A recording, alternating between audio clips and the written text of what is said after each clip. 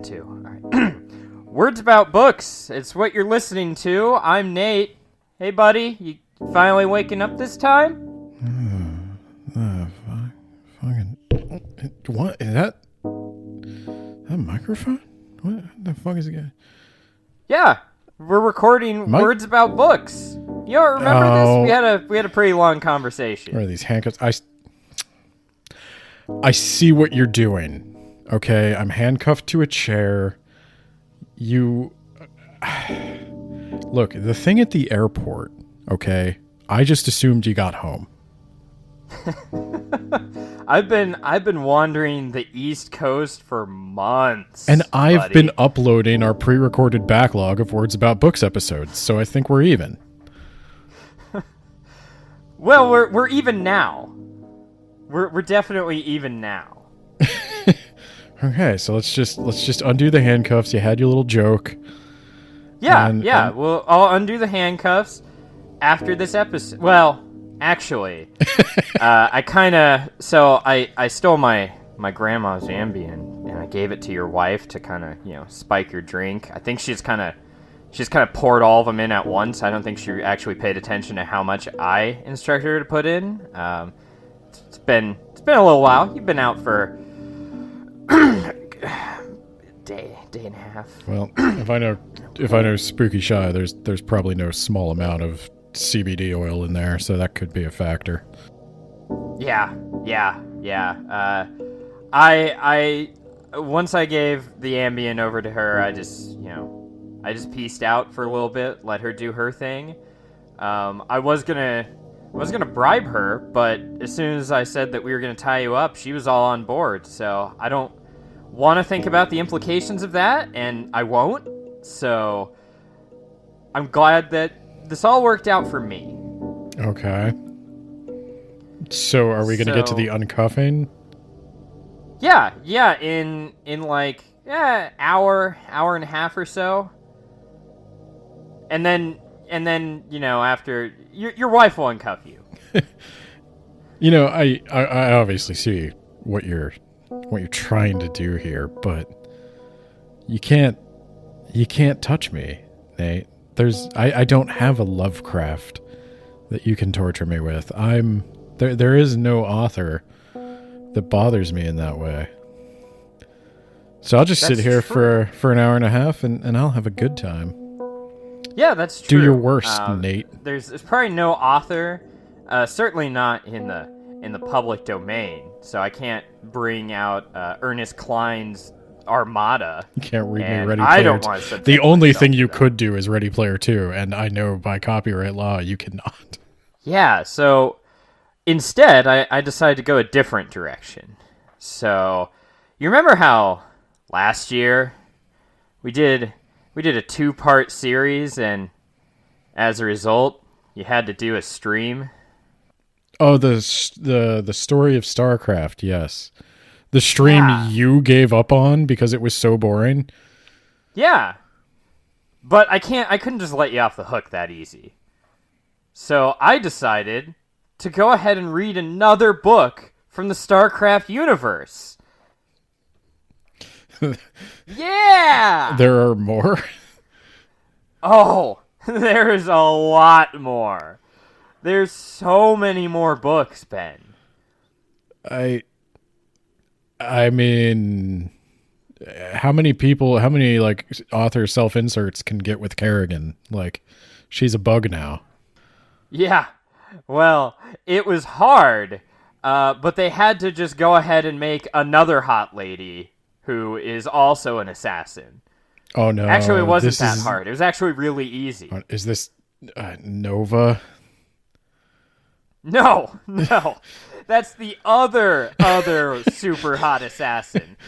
This universe is full of ape men truckers and super hot women. You say that and like it sounds like it wouldn't be boring. but then they find a way. It's like how that like Frank Herbert wrote a novel about sex ninjas from deep space, and it was a boring political philosophy book. And in fact, I think if you just reach over there on my desk, I've got Heretics of Dune sitting right there. We could probably thumb through that real quick. And No. We'll be doing Sandworms of Dune when this is all over. oh no, Gotta learn how it ends. I don't want to know how it ends. So okay. So what is this? What are we doing? This is book 1 of the Dark Templar saga by Christie Golden. It's called Starcraft, Firstborn. Okay. And because they're not the Zerg, the blue ones are the Firstborn. Yes, Is that the blue ones are the Firstborn. okay? The Protoss. Yeah. Yeah, you got to get that. You got to get that nomenclature down. No one uses the word spellcaster in this. Just I reaching. feel like they should use spellcaster. Like trying to back my chair up to like get that glass of Ambien water again.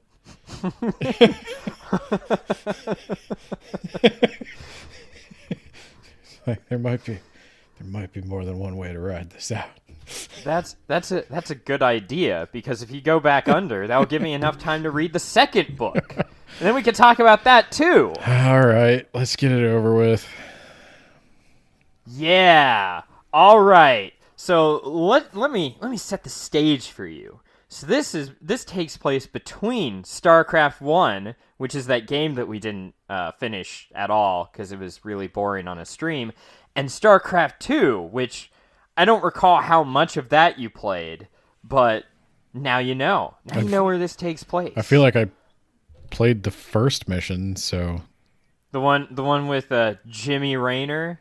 yeah, I knew who Jim Raynor was, and I knew he had a friend who never took his machine suit off, so I assume he was pissing and shitting in it.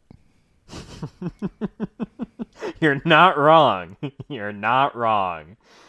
But that's still a ways away. So this book is this is the one thing that was still going for the StarCraft franchise during the mid-2000s, when Blizzard was just focusing on World of Warcraft and sex crimes. So this is the one thing that we had, and I didn't read it or care about it. So now I've decided to read it and read it back to you. Okay. We're going to start with Jake Ramsey. That's our main character, and he's an archaeologist. Isn't that weird? You remember how you told me a story about an archaeologist? Isn't that weird? I did. It is these synchronicities are interesting. The only difference is Jake Ramsey, he's not an asocial weirdo, so he actually has like a crew of people who like help him out and do the job with him. Yeah, I mean, in some ways you could argue that's a crutch, and maybe a superior archaeologist could discover alien species on his own. And pee himself and run in terror? You can't prove he peed himself. And as his lawyer, I will object that you can speculate as to his state of mind as he ran.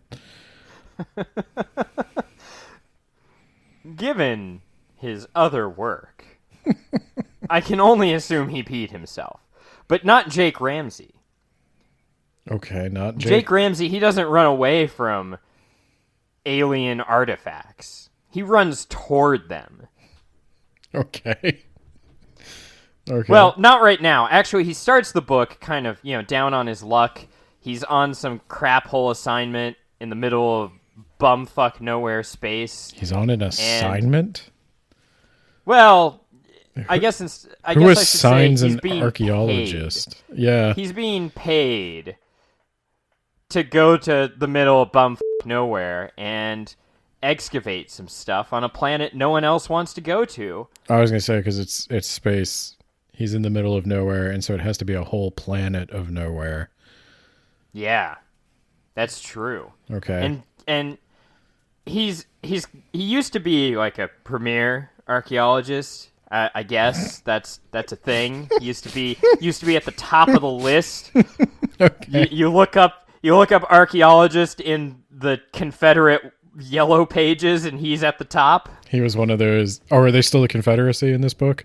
They were at the beginning, as in like when he in his glory days. They're not anymore. This is after the Confederacy fell and all of the events of StarCraft 1 happened. Okay, so a white man who longs for the days of yore when the Confederacy he's considered was a still crackpot scientist, actually. Oh. You know why, Ben? Why?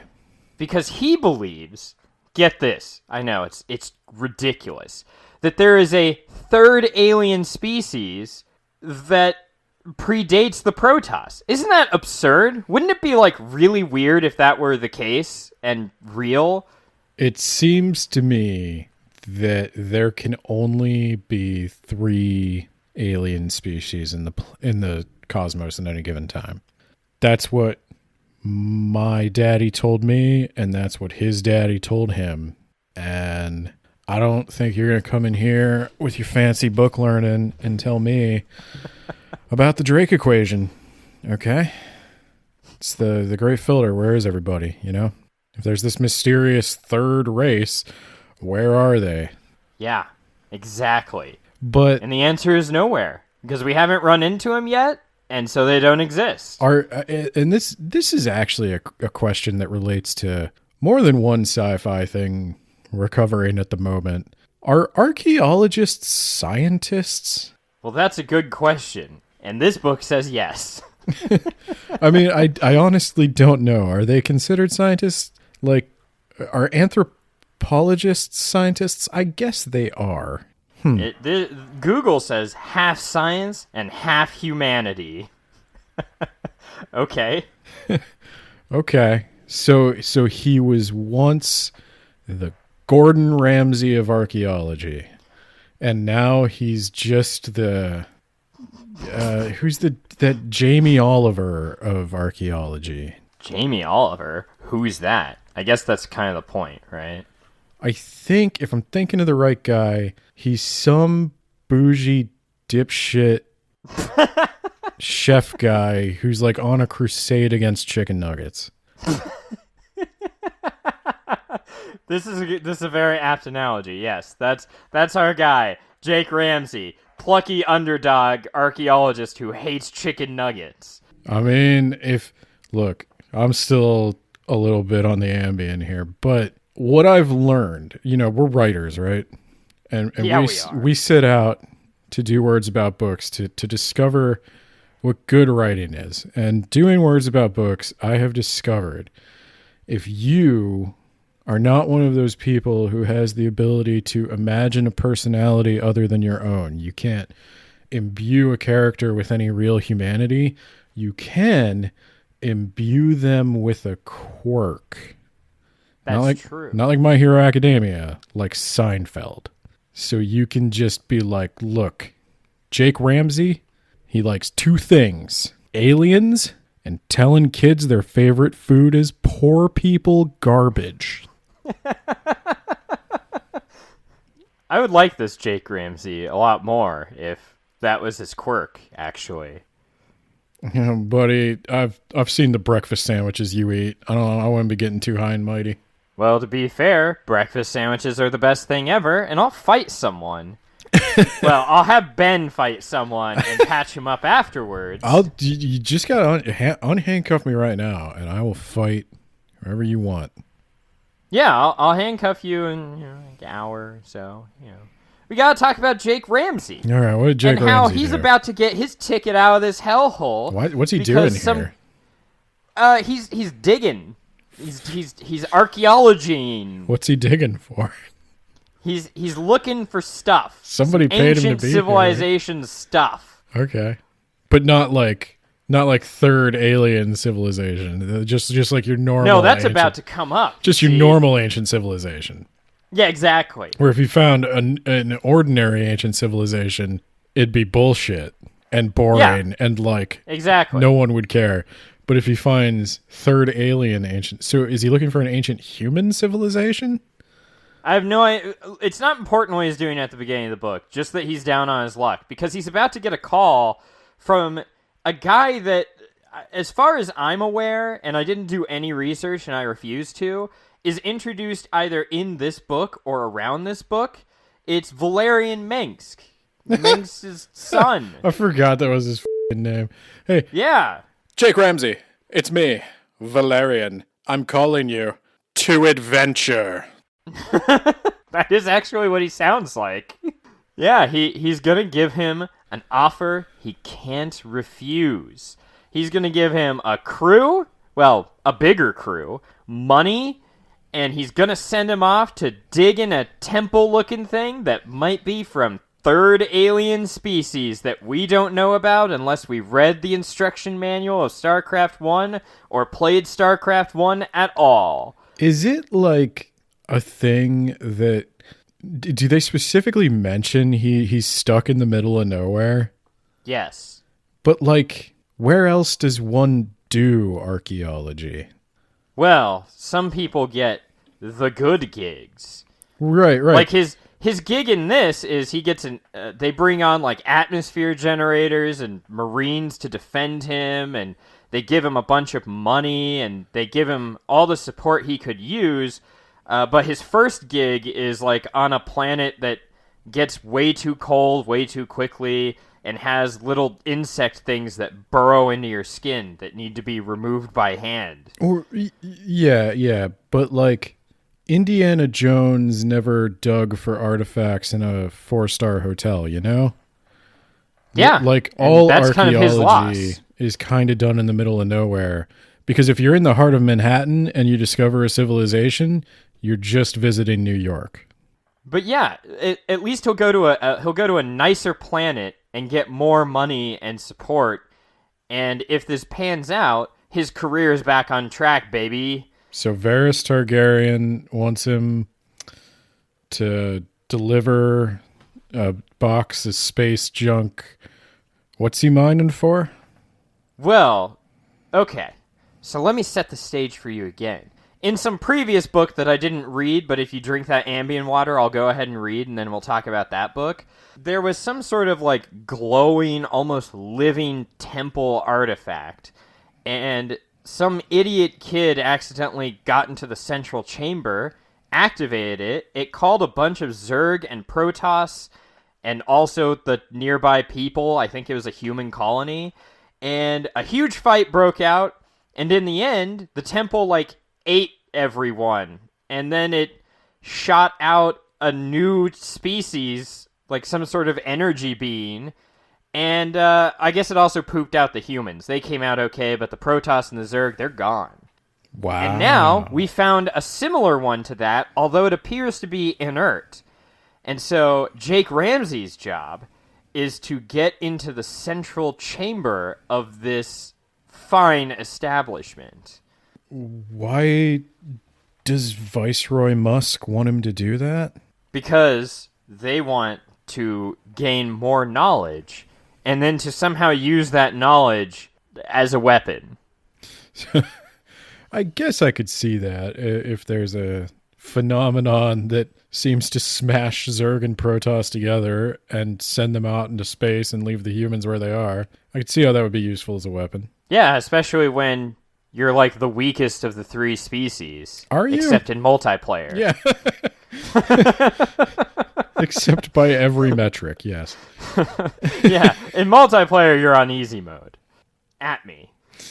Do you remember, there's a guy, I don't know why I know this. There was a guy who was a pro StarCraft streamer named Idra. Yeah, I know who that is. Yeah, because he was like famous for being a huge dick.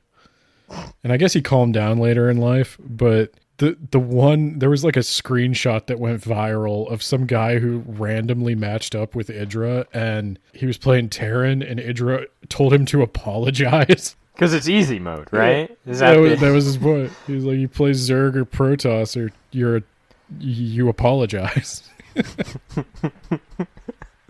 Well, maybe Jake Ramsey will apologize. Maybe Jake Ramsey will. Okay. He's Jake Ramsey, Gordon Ramsay's son. I thought that's why you No, I didn't even do that. Okay. Oh, I thought you were doing a thing. No, Shy definitely put something other than Ambien in here. Probably some ground up beef Wellington. Maybe. I have never known Shy to ever have in her possession beef Wellington, but It does seem out of character. yeah, it does. Do you want to sous vide that beef Wellington? Spooky Shy. Okay. Jake Ramsey digging for weapons. So yeah, we're gonna go.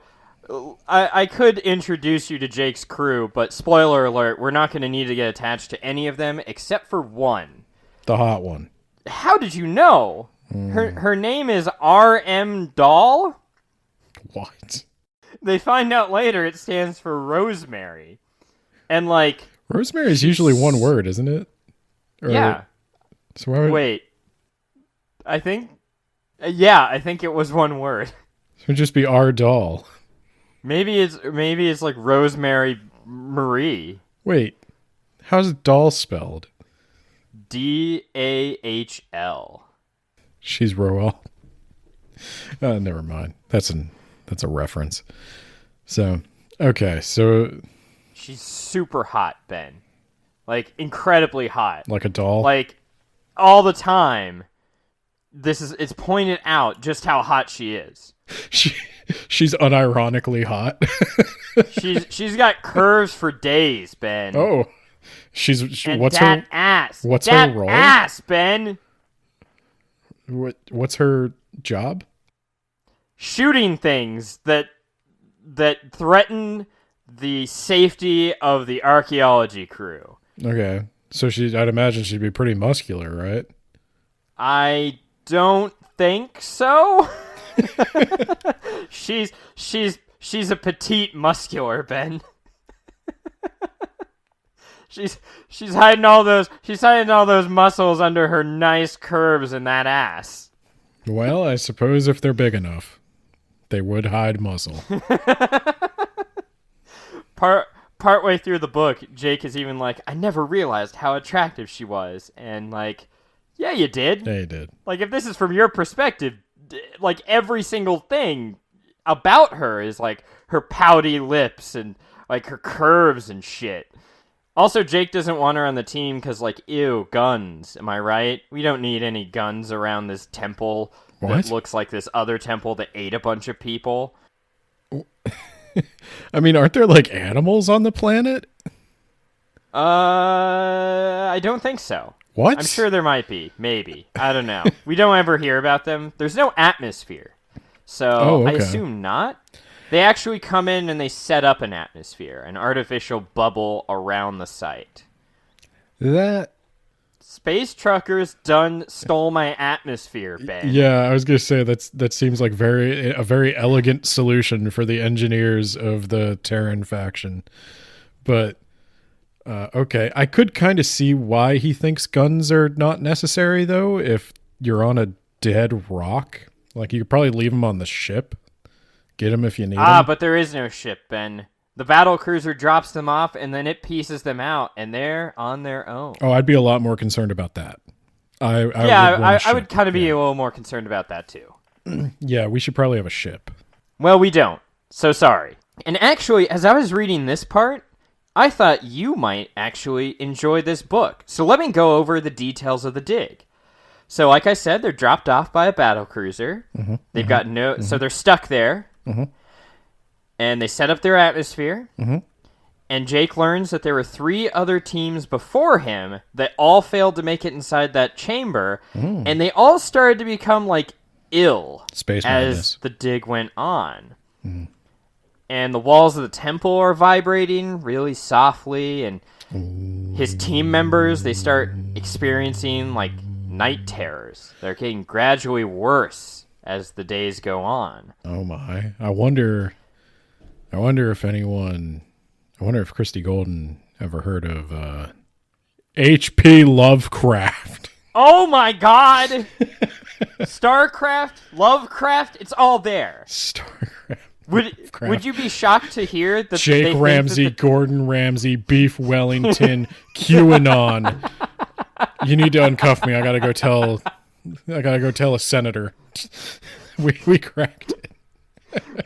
Would you be shocked to hear that they feel like the temple is staring at them, Ben? Oh, man. Where have I heard that before?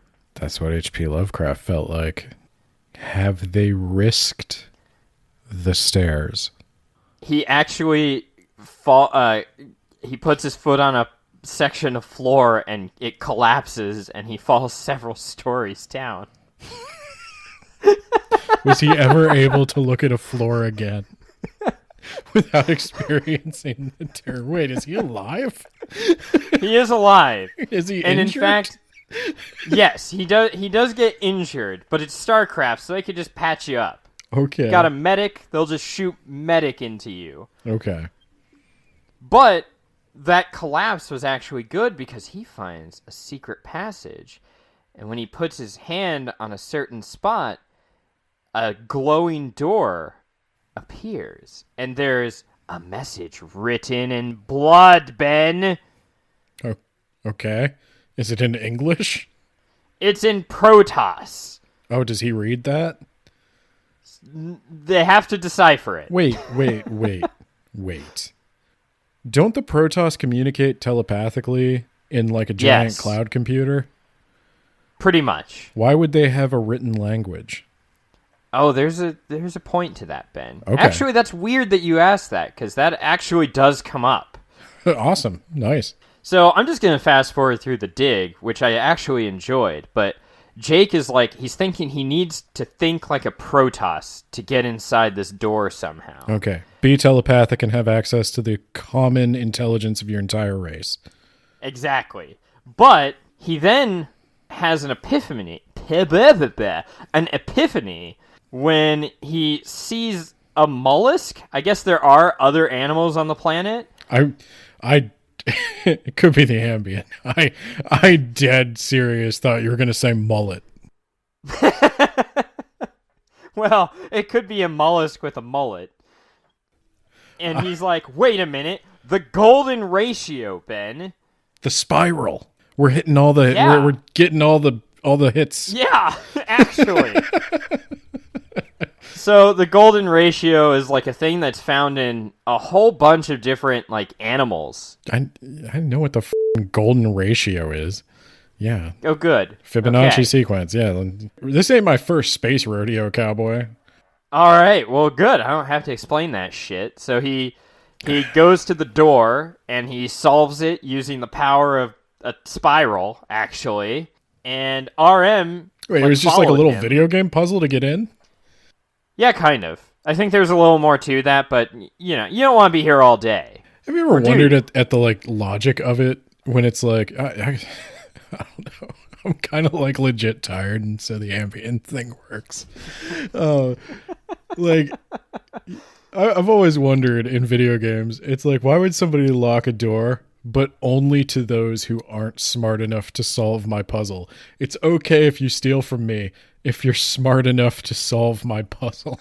Then you and I are. There's a point to simpatico. that. Okay. The person that wrote that stuff in blood, the message I forgot because I didn't write it down. They wanted someone who understood like nature on a broader scale to be able to enter, and they didn't want smelly, gross humans who are too stupid to know this to enter. So They were actually hoping a Protoss would be the one to stumble upon them. because only the Protoss understand the golden ratio, despite it being found all over nature. Well, yeah, because we keep sending archaeologists, and they're only half scientists, according to Google. I mean, is it They one of only the understand half of the golden ratio. is it one of the ways they plan to communicate with aliens to like show them like we understand basic mathematical relationships like pi? Yeah, and then they come in and they say that you're an affront to their god, and you've got to die. That's probably what's going Oh to wait, happen. that's Halo. I mean, Halo might have predicted the future. That's good. I mean, I'll read the next book too. We'll talk about that, but let's finish up on this one. So, RM followed Jake because, of course, she's super hot. Ben, did I mention that? Super hot. So they go into this chamber. It's full of crystals because crystals are magic, and there's a dead Protoss over there, and a crashed alien ship. How long has he been there? Well, okay, there's nothing on this planet. He wouldn't rot. Okay. Well, yeah, it's actually the blood is wet. That's what Jake notices. It's not dried blood, it's wet blood. And he feels compelled to go over because he's archaeology man. He loves this shit. Goes over, and one of the drops of blood drops onto him, and it starts to lose its cohesion, and then the Protoss wakes up and blasts him full of mind energy, Ben, and Jake goes down like a sack of potatoes. So the Protoss isn't dead. It immediately rots away after this, actually. Immediately. As if it had been dead for hundreds of years. That's pretty cool. I'm on board so far. Yeah, so was I, actually. I thought this whole setup was amazing. I was super into it.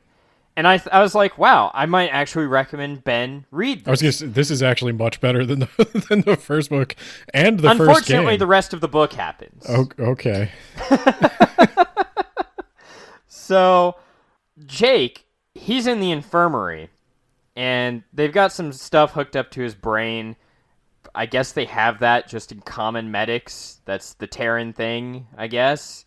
And boy, the Terran who funded this expedition are way smarter than the Terran we see in virtually every other piece of Starcraft media.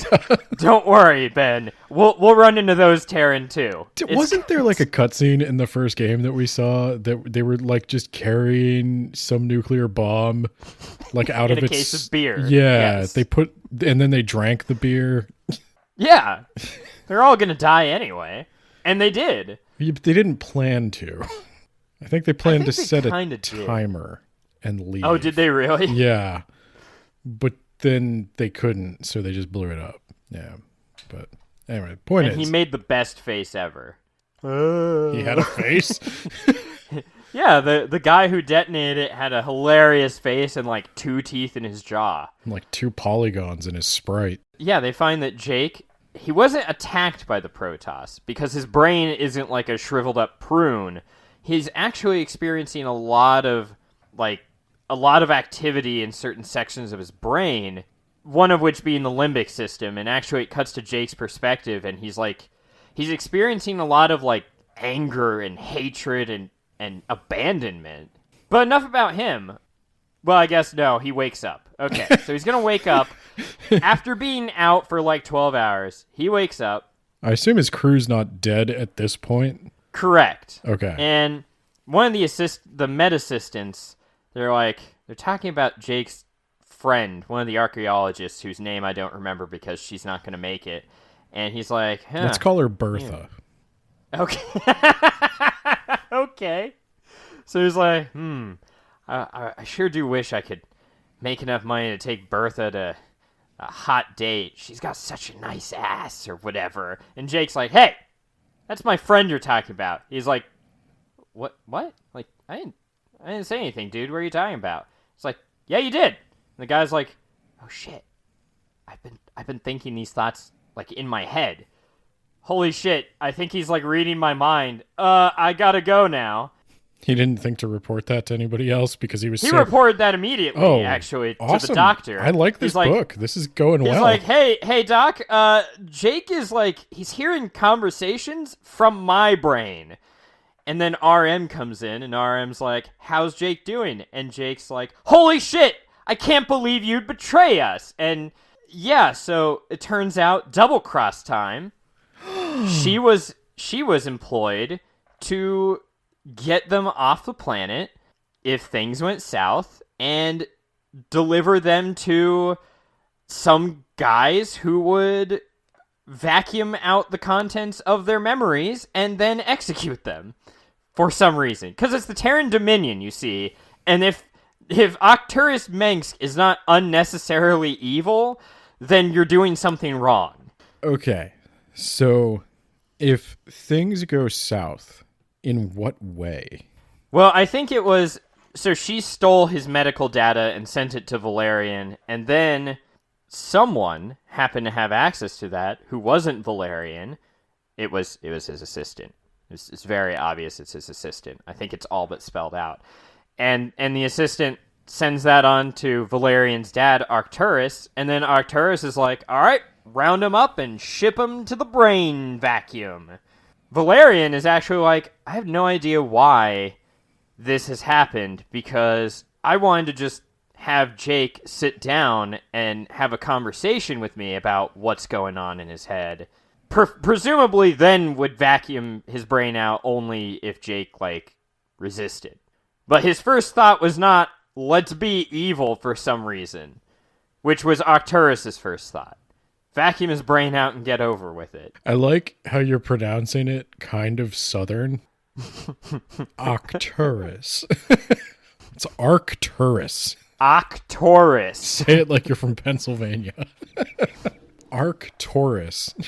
Hey, No. he grew up in the Confederacy. I'm painfully aware he grew up in the Confederacy. I'm painfully aware. There was a person in our stream who we were joking about the Confederate flag and stuff, and they watched the cutscene with us, and they're like, "Oh my God, they actually have the Confederate flag! I thought you were just making that up." Yes. No. We were not making that up. This is real. This is real. It's really the Confederacy. Yeah. It's not a joke. I mean, they thought it was. And just a few short years later, all the sex crimes. Ah, golly. So because he got these brain powers, she's executing Plan Brain Drain? Yep. So she rounds up all the scientists, the battle cruiser comes down, and spoiler, Ben, or surprise, Ben, triple cross. The Marines take everybody captive, including her and her security detail. Triple cross. Triple cross. Okay. Presumably, there will be a quadruple cross somewhere where another battle cruiser will take this one hostage, and we'll just keep going up the chain of command. Okay. So they're all put in various holding brigs. I rescued some people from those, and others I didn't. And this whole time, there's a voice in Jake's head that isn't his own. It's coming from a Protoss. And Jake keeps seeing... What? And, okay. So there's a Protoss living in his head, and basically, you're a computer guy, Ben. She's trying to upload software into his shitty human hardware, so she's got to make some modifications so that the software will be able to be dumped into this hardware. I was going to ask about the compatibility of the Protoss and human brains, because it would be a hell of a coincidence if they achieved, conscious thought in anywhere close to the same structure. No. She's meddling with his brain to restructure it so that it can accept this information, which is mostly images of the past. That's where all that anger and betrayal and abandonment came from. Okay. And also, there's a bit of body horror where she can take over his body for a little bit. That's a little horrifying. What does she do? Nothing yet. And by the end, it's not even really all that horrifying, but she does take over his body for a little bit, here and there.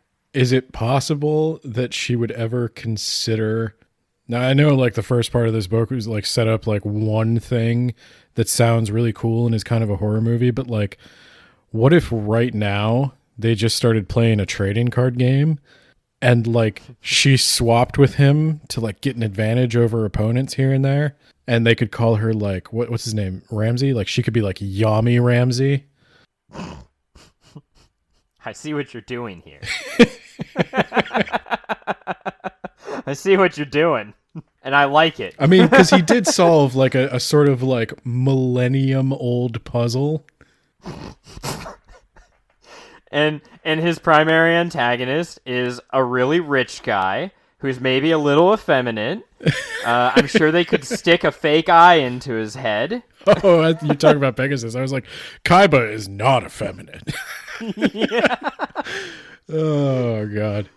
If you're a book person and you also know what Yu-Gi-Oh is, I hope you've enjoyed this segment. So yeah, now we're over the triple cross. The voice in his head is like, Yeah, I'm giving you all these memories. I have a Dune level ancestral memory, and I remember everything about our species, and I need to transfer this knowledge onto someone, and you'll just have to do. And as a result, you got to break out of this brig, buddy. Don't Protoss have like a 3-foot tall head for all that brain they're rocking? I mean, Well, like, what amount of rewiring can really fix that? He's only got Ramsey's so gonna much have skull. to grow some skull. Yeah. You're gonna like look up his nose and see some brain coming out. Okay, I don't know what to tell you. I'm gonna Protoss, they don't need mouths. They don't have mouths. Maybe that can be some space that we just get rid of. I'm gonna need you to solder 32 gigs of RAM into your forehead. She does straight up tell him, like, I don't want to have to force you to do this. If you let me do some stuff, we'll be good. But if I have to force it, I might give you brain damage. That's a kind of consent. Not like a legal kind. So earlier on this very ship, one of the Marines showing Jake around was like the nicest guy ever because what with the neuro-resocialization that he underwent. In his previous life as a convict, he was a murderer and also a cannibal. But now he is a Marine in the Dominion Marine Corps, ready to fight for his fellow man. But you know what we need to do? We need to escape. So that resocialization, that's gotta go. That's fair. I mean, okay. But, like, you used to kill people. And I know war is not the same as murder, but you used to kill people, and that was a problem. You killed the wrong people. So we resocialized you to understand who the right people to kill are. Yeah, I guess exactly. that actually does work if they, handle it properly. And I'm sure they do. They're the Terran Dominion. They're definitely not unnecessarily evil. Since 1998. Is that when they're the Terran Dominion and not the Confederacy of Man? Yes. The whole Confederacy thing, kind of a bad idea. It was a bad look. You know what? We sat down, we had a rethink. We thought, nah, we don't want to do that. So I imagine this as just a little more horror. So dude he's in his jail cell, and there's noise of a man screaming outside. And suddenly it goes silent, Ben. And then there's footsteps. Real heavy footsteps, because again, he's a jacked up gorilla Marine, and makes his way over to the cell. Door opens. Bright light floods through. It's just like silhouetting this gigantic mass of a man in the door. You don't know if he's gonna kill our hero Jake unless you realize that there are 2 more books in this series. And so he comes over, and he's like,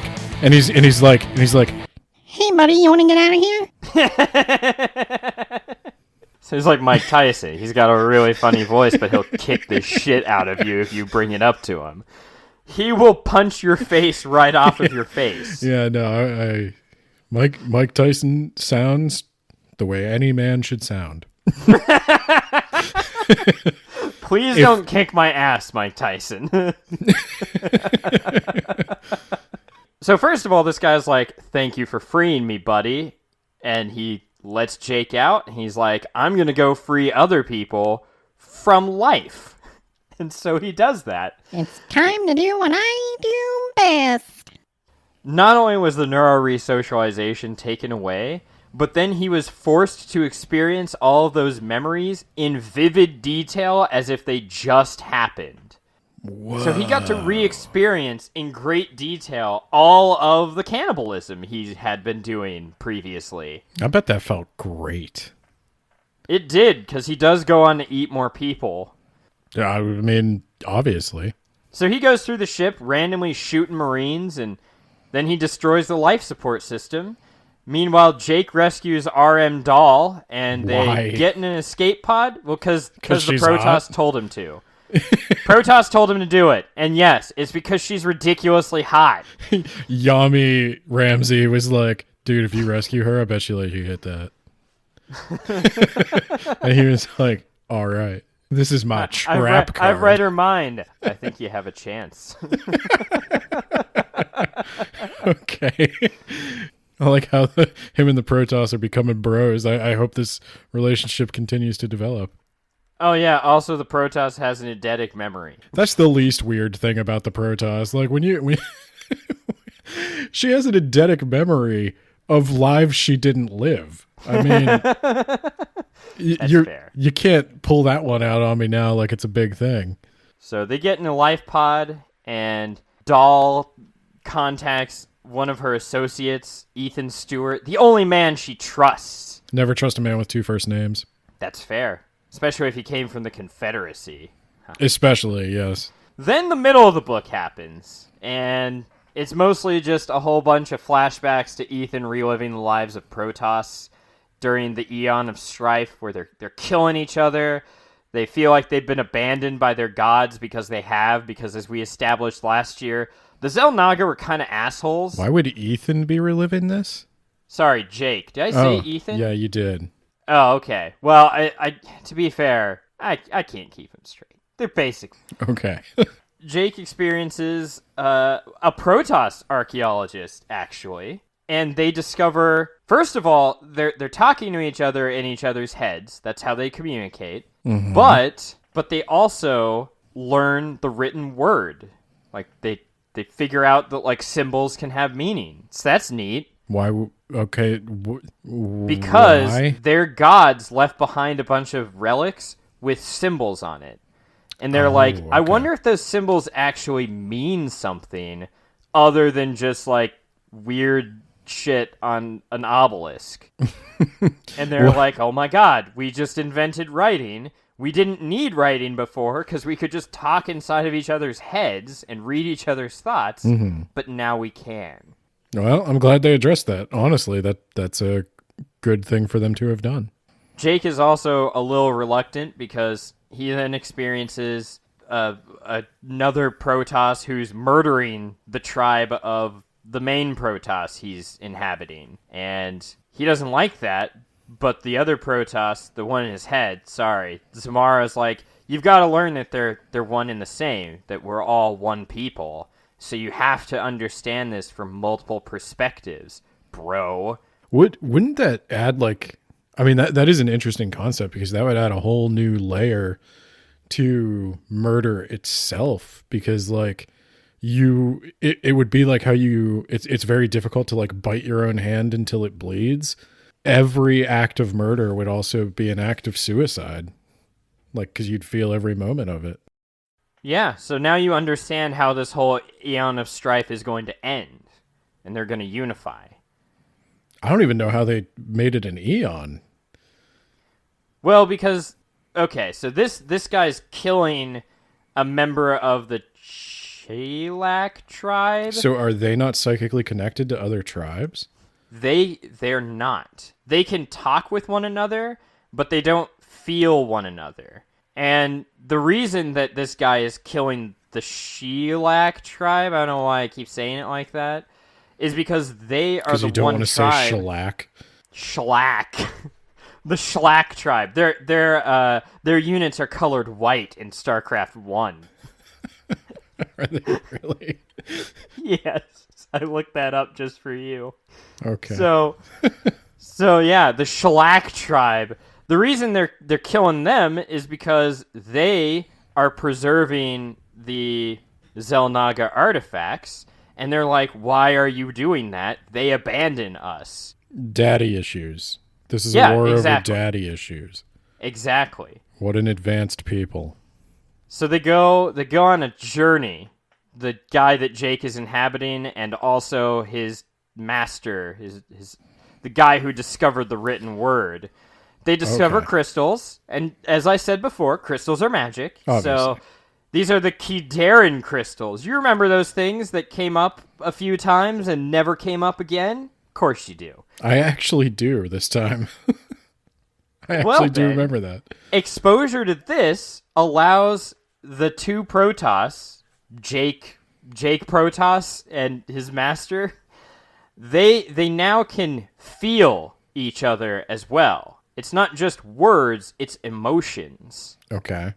The way they described it is, picture, like, let's say your English class in 11th grade wanted you to read Death of a Salesman for some reason. It's a garbage play. Come at me. And picture having to read that versus having to watch it actually be enacted by actors. And that's kind of the difference. I understand. So you're telling me before this, when the Protoss communicated, they used actual words. They used words inside each other's heads. But why would But they didn't attach emotion to it. Why would they have, like, why would you have a word for sadness if you were telepathically linked to someone? Wouldn't you instead just share sadness itself as a concept? Because, like, the word, well, yeah, but then they couldn't have developed a language, though. You see what I'm saying? Because, like, words are an imperfect representation of a concept or thing that we use to communicate because we're fragile meat puppets. Yeah, but you're not linking to my brain to tell me you're sad. The only way you have to get that out of your meat and into my meat is to suck in air and vibrate your meat in a certain way that's like sad. Oh, getting all hot and bothered over here. Yeah, I can imagine. And then I hear that in my meat, and my meat vibrates, and it's like sad. And then we have both agreed that means you're out of candy or whatever. So no, it's like me saying that I'm sad versus me showing you that I'm sad. I think this is getting dumb now. I think, like, I had just assumed telepathy was a more intimate, like, more perfect form of communication, and now I think here's now the you're just making it implication dumb. that's going to come out is that when their gods left them, the link was kind of all kinds of f***ed up. Oh, they used to have it, but now... Yes, they rediscovered their ability to link with everyone across the entire planet by the end of this. That's actually where it goes. Okay. And that's how the Eon ends, because they're all able to understand each other on such a deep and personal level that they essentially cease to be separate beings. Basically. I see. Okay, you made it better. I'm okay with that now. And that storyline runs parallel to the end of this book plot. The action kind of slows way down in the middle after all that Lovecraft and cannibalism. It slows down for a while, and then it kind of picks back up for the end, but not really. So they go to Dead Man's Rock, and I only mention that because that's a StarCraft 2 planet. I don't even know what mission that is. I don't even know I care. And it sounds like where a pirate buries their treasure, but okay. Basically, it's a shithole. It's basically Mos Eisley, but worse, I guess. Some guy spits on Jake, and Rosemary just shoots him in the face with a shotgun. It's like Mos Eisley, but worse, because everyone there is racist.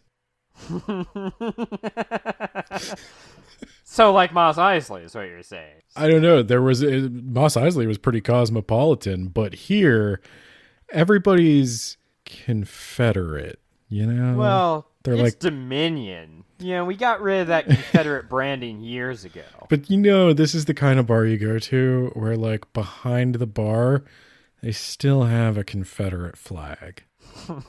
Like, the world rebranded, but they didn't rebrand because that's still kind of their brand. Well, I have to get this line out. Some guy spits on Jake. Rosemary pulls out a shotgun and blasts that guy's face off. And then she said something like, "Anyone else feel the need to expectorate?" Which made me laugh.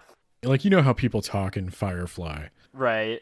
Like, there's a line where Mal's like, somebody says, and the poetical portion is to say that something's like poetic justice. And like people just add like nonsense syllables after words to make it sound all folksy. Well, this actually came out in 2008, so after Firefly and just prior to Starcraft 2. It sounds like maybe they were going for a Firefly vibe there, more than a Mos Eisley vibe.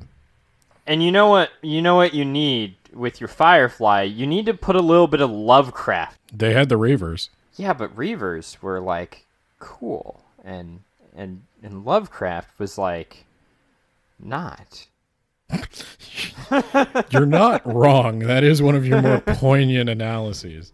I'm using words like poignant analyses. The Ambien must be wearing off. Well, that's good because we're almost done. So they find someone who says that they're working for Ethan, but double cross. But this time Jake reads her mind. Rosemary kills them. Ethan shows up to pull them out. Ethan's like dirty, stinking rich. He says through legitimate business because he found some Vespine gas, which I thought was funny. I hope he built a refinery on top of it for 100 minerals. Yeah, I was gonna say, did he trade the Vespine for minerals? Like what is the currency? And Ethan, so Jake is reading Ethan's mind. He seems kind of on the up and up, but he's got two first names. Yeah, exactly. Yep. And Ethan's like, here's what we're going to do. We're going to use your mind-reading powers to do all kinds of crime. How's that sound, Jake? You don't have a choice. Give me the shotgun. And then Zamara is like, we got to get out of here, dude. And they read the minds of everyone on this compound and find out that someone is thinking about how they're going to make it big when Jake, God, their names are... Jake and Rosemary are turned over to Valerian. You're just Turns out Ethan has a little mind shield. I've never seen you struggle with like all these white people names sound the same. Well, one of them needs to be not a white person, white like, bread name. Could one person in this book not be a white guy so I could keep you all straight? Yeah. So what ensues is Ethan's guards being a bunch of idiots and can't tell that Ethan is being kidnapped by them. They do a little bit of hacking. They use him to get a spaceship. His butler turns out to be a secret badass that they have to beat in a fight scene. And then they blast off again and they escape. And that's it. That's the end. There's 2 more books, but I didn't read those. So the way you're describing it, it doesn't sound bad. This doesn't sound nearly as torturous as the Lovecraft one was, if I must be honest. Yeah, I know. But I was already deep into the book before I realized it was actually okay. That's unfortunate. That's the most poetic justice of all. I'm going to torture Ben with another shitty video game book, but oh god, yeah, the one I pick is finally the one that doesn't suck. Don't worry, there's always next year. Well, I was going to say, I actually, Christie Golden, I've read her stuff before. I haven't read this book, but I've read a lot of other stuff by Christie Golden, and she's usually not terrible. She's not being given a lot to work with in the Starcraft universe, but she's... Honestly, this book made me realize that the Starcraft story could be really awesome if it weren't an RTS.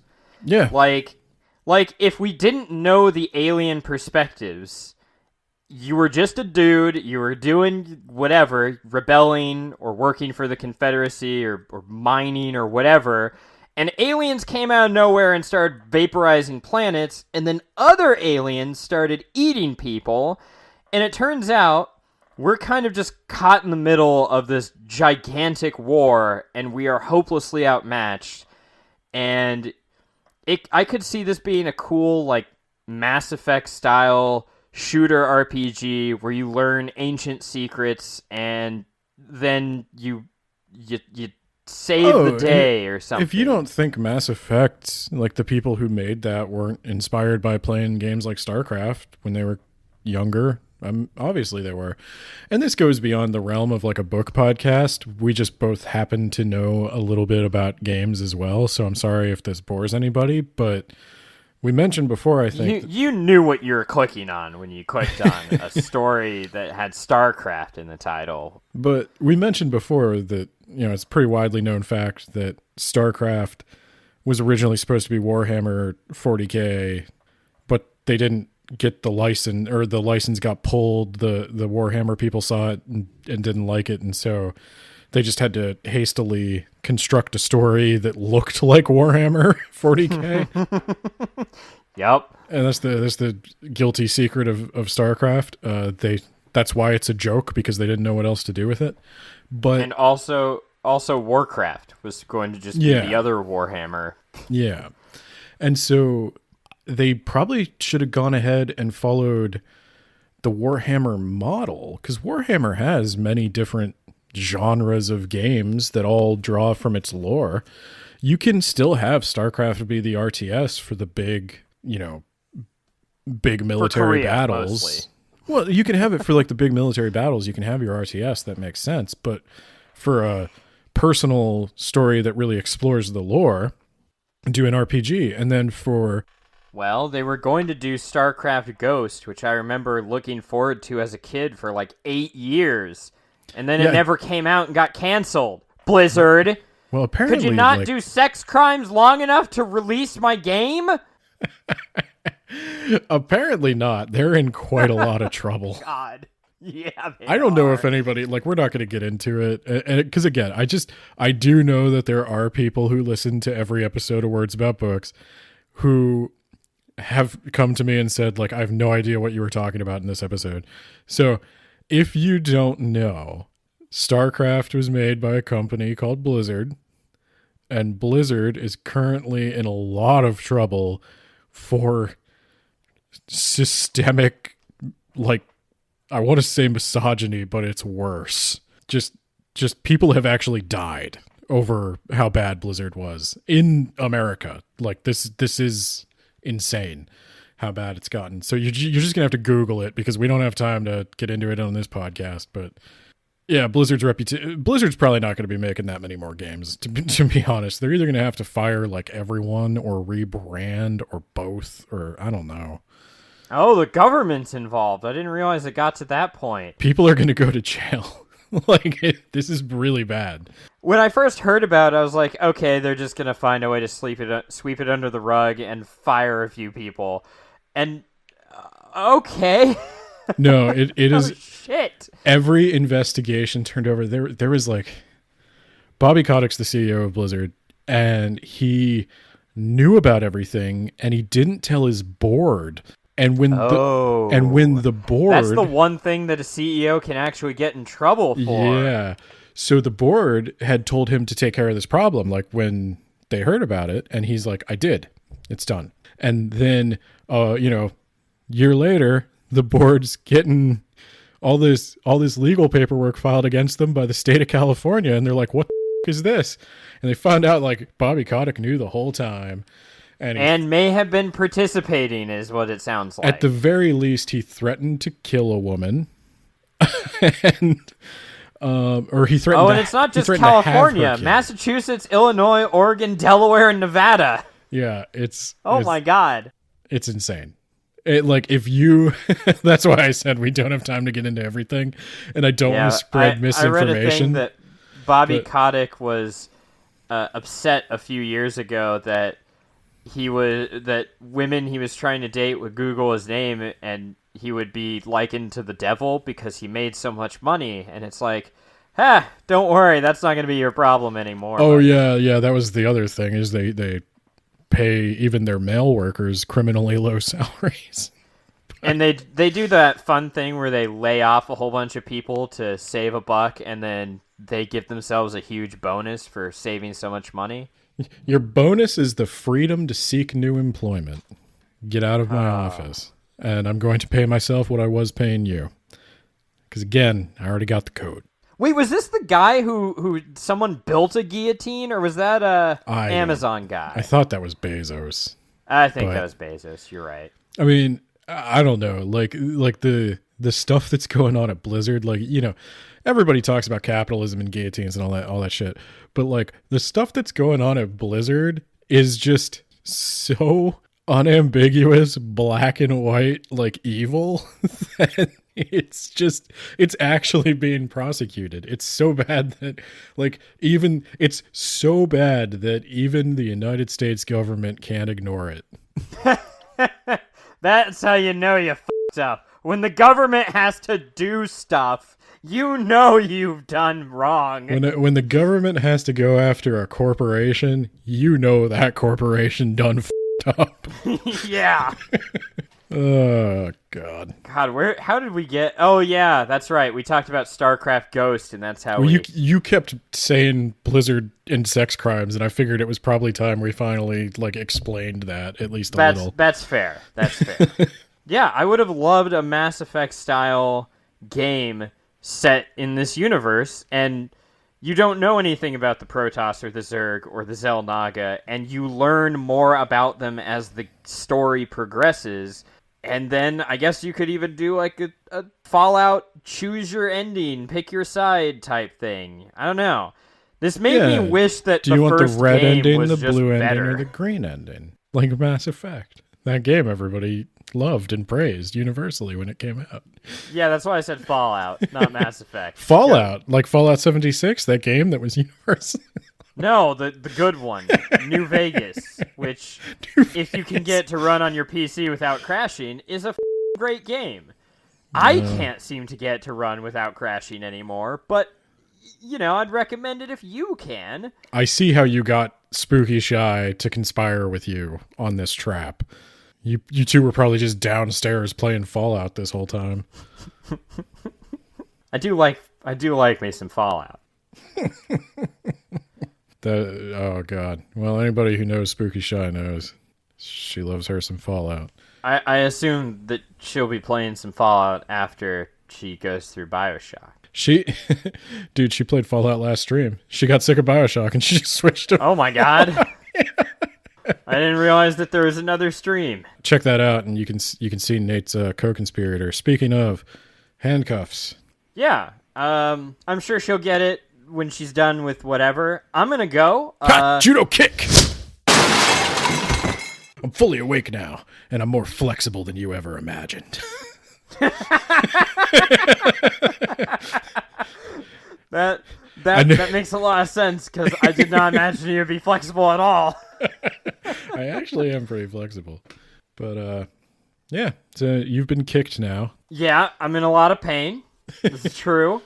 You can tell by the sound of my voice. I'm crumpled into a little heap. Now, give me the keys. So what are we talking about next month? Oh, no. So, you know what I'm going to try to do? I'm going to do that thing where I fall and I break the chair. I dislocate my shoulder. Now we're both just on the floor in pain. End of podcast.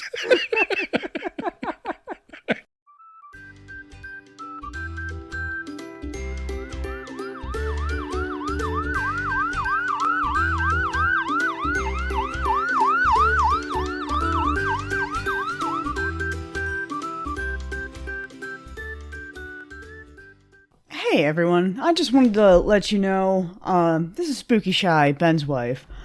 I did find Ben and Nate. It's been about 2 days since I put them in the hospital, so that makes it 2 weeks since they initially disappeared.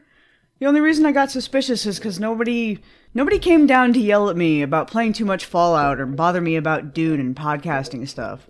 And then Nate's wife called me and come upstairs to find Ben and Nate in a sad, sobbing, bloody cuddle puddle because they're both babies and in pain. I don't know what they did. I don't know. I was too busy playing Fallout, so... Oh, here. This is one thing Ben left for me. This is some note here. Shy, make sure you read these plugs into the microphone. Check us out on Twitter at WabPod. Check the blog for additional commentary at blog.wordsaboutbooks.ninja. Sus. We're on Instagram, ... Nate does that one, I don't remember it, period. Nice. If they survive, they stream on Mondays at twitch.tv/wordsaboutbooks. And if you would like to buy me a coffee at theirbuymeacoffee.com/wabpod, because they don't need coffee right now. Doctor says no caffeine. Huh. More importantly, you should also come see me at twitch.tv/spooky_CHY, where we play game sometimes, might draw, might bullshit about nothing at all. I don't know, we'll see you there. I'll let you know whenever they come back, if they come back. Maybe they'll come back. We're gonna have a long talk about their weird obsession with books. Other than that, have a great night.